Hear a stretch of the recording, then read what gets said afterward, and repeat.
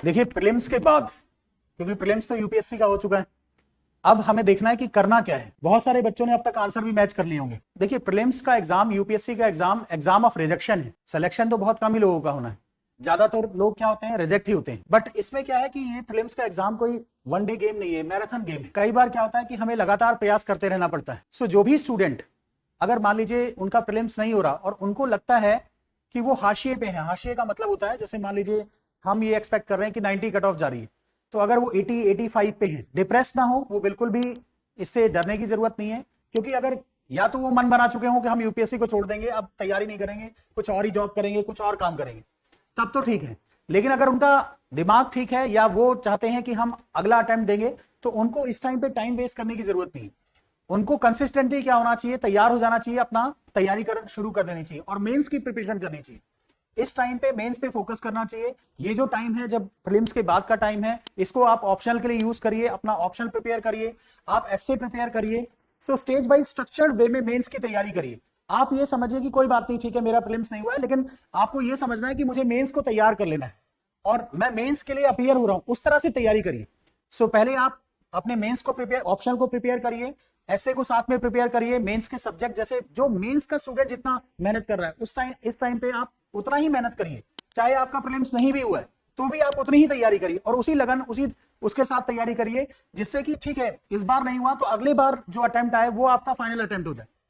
अब इस टाइम पे ज्यादा डिप्रेस होने की जरूरत नहीं है, क्योंकि कई बार क्या होता है, देखिए मैटर ऑफ लक भी हो जाता है। कई बार आप क्वेश्चन जानते हैं, आंसर होते हुए या तो आपसे सर्कल गलत हो गया, या आप पता नहीं किस मूड में थे उस टाइम, दिमाग में कुछ और ही आ गया, आपने कुछ और मार दिया, आंसर जो मारना था वो उसके अलावा कुछ और आपके उससे लग गया। तो इन सब चीज की टेंशन आप छोड़ के, आप जो भी है आप क्या करिए, अपने आप को पॉजिटिव वे में लेकर जाइए और कुछ अच्छी चीज करिए। अच्छी चीज in the sense means mains की तैयारी करिए। प्री खत्म हो चुका है, अब ये जो टाइम है अभी से लेकर दिसंबर का टाइम, अगर आपने 2-4 महीने डिप्रेशन में वेस्ट कर दिए, इधर उधर टाइम वेस्ट कर दिया, तो पता चला ठीक है अगले साल आपका प्रीलिम्स तो हो जाएगा लेकिन मेंस नहीं होगा। सो आप इस टाइम पे थोरली बिल्कुल दिमाग को शांत करके, अपनी एंजाइटी को खत्म करके, डिप्रेशन को खत्म करके, जो हुआ सो हुआ। अगर आप बहुत अच्छे स्कोर पे हैं, 80-85 बिल्कुल बेंचमार्क पे हैं, तो भी आप मेंस की तैयारी करना शुरू कर दीजिए।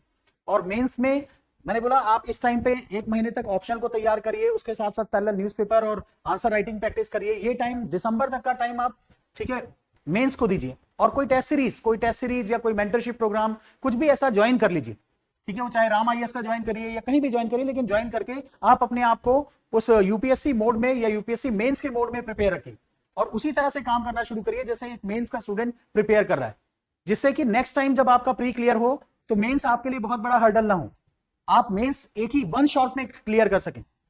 सो मेंस को स्ट्रक्चर्ड वे में प्रिपेयर करना शुरू करिए। कोई भी टेस्ट सीरीज हो जो मेंस राइटिंग की आपको अच्छे से तैयारी शुरू करती हो, राम आईएएस में चाहे तो राम आईएएस में हम भी स्टार्ट कर रहे हैं, उसको आप ज्वाइन कर सकते हैं, या किसी और जहां पे भी आपको लगता है कि वहां कंफर्टेबल जोन है आपका, आप वहां अच्छे से प्रैक्टिस कर सकते हैं, तैयारी कर सकते हैं, तो वहां पे करिए। वहां पे आप तैयारी करिए और अच्छे से आप अपना काम करिए। तब धीरे धीरे क्या होगा, आपका कम से कम दिसंबर तक का टाइम एक अच्छे से यूटिलाइज होगा। फिर उसके बाद आप फिर प्रीलिम्स मोड में आ जाएंगे। तो नेक्स्ट ईयर जब आप प्रीलिम्स क्वालिफाई कर लेंगे तो आपके लिए मेंस जो होगा आसान हो जाएगा। अदरवाइज क्या होगा, आप अभी तो डिप्रेशन में रहेंगे, 4-6 महीने इधर उधर वेस्ट करेंगे, टाइम वेस्ट करेंगे, 2-4 इधर घूमते रहेंगे, उधर घूमते रहेंगे, फिर सोचते रहेंगे कि मेरा प्रीलिम्स क्यों नहीं हुआ, फिर डिप्रेशन में आ जाएंगे, फिर दोस्तों को देखेंगे, बस यही सब टाइम वेस्ट हो जाएगा आपका। तो इस टाइम पे प्लीज टाइम वेस्ट मत करिए। अपना आपका अगर लक्ष्य निर्धारित है, बिल्कुल आपका एम, बिल्कुल टारगेट फिक्स है कि मुझे यूपीएससी नेक्स्ट ईयर देना ही देना है, आप पहले ये डिसाइड करिए देना है कि नहीं देना यूपीएससी। अगर नहीं देना है तो छोड़ दीजिए, खत्म करिए, कुछ और करिए। और अगर देना है तो आज से ही मेहनत पे लग जाइए, आज से ही वैसे ही आप समझिए कि आपका प्रीलिम्स क्लियर हो गया है और अब मुझे मेंस देना है। और मेंस की तैयारी बिल्कुल जैसे मेंस का बच्चा कर रहा है वैसे ही तैयार करिए। या कोई मेंस का बच्चा आपका या मेंस का स्टूडेंट आपका दोस्त हो या जो मेंस में अपीयर हो रहा हो, तो उसके साथ ठीक है बैठ के तैयारी करिए, उसको हेल्प आउट करिए, उसको हेल्प करिए कि वो मेंस में क्लियर हो सके। आप जब हेल्प करेंगे तो उसकी हेल्प के चक्कर में आपको भी बहुत कुछ सीखने को मिलेगा, आपको एक प्रोसेस मिलेगी कि चलो ठीक है नेक्स्ट टाइम जब मैं आऊंगा तब मुझे ये प्रॉब्लम्स हो सकती हैं, तो मैं इन प्रॉब्लम्स को फेस ना करूं।